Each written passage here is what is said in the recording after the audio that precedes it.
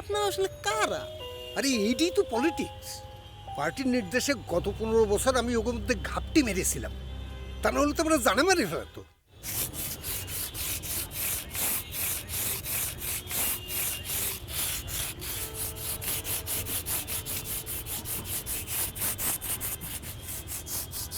আসসালামু আলাইকুম। ওয়ালাইকুম আসসালাম। কেমন আছো? আরে দূর, কেমন আছো শুকুর আলী? ভালো ভাই। তোমার ব্যবসা বাণিজ্য চলতেছে কিরাম? ব্যবসা বাণিজ্য ভালো না ভাই, কোনো দিশেই পাচ্ছি না।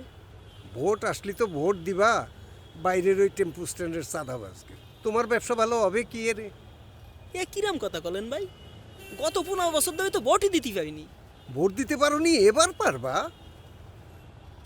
তবে একটা কথা মনে রাখবা, এবার আর ওই টেম্পু স্ট্যান্ডের চাঁদাবাজকে ভোট দেওয়া যাবে না।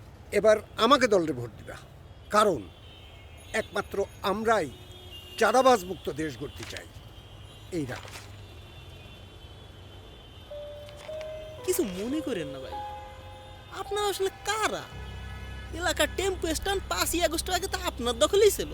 গত 15 বছর ধরে আপনার লোকজন প্রতি মাসে এসে আমার কাছে একটা চাঁদা নিয়ে গেছে। আর এখন আপনি দল পাল্টাইয়ে চাঁদাবাজি বিরোধী বয়ান দিচ্ছেন। আপনারা পারেনও ভাই। তুমি মনে হয় আমারে ভুল বুঝতেছো শুকুর আলী। আরে এইটাই তো পলিটিক্স। পার্টির নির্দেশে গত 15 বছর আমি ওর মধ্যে ঘাপটি মেরেছিলাম, তা নাহলে তো আমরা জানে মারি ফেলতো। এখন তোমার সামনে আমি কাজ করার জন্য আসতেই পারতাম না। আমারে ভুল বুঝে না শুকুর আলী, ভোটটা আমাকে দিয়ে নেয়। সে দেখ পানি, আগে ভোট আসুক। এইটা আবার কিরম কথা?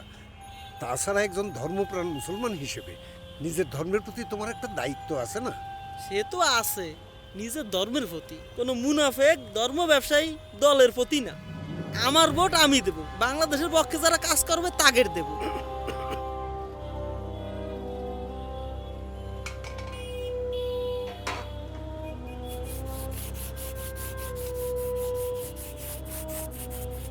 চল তোরা।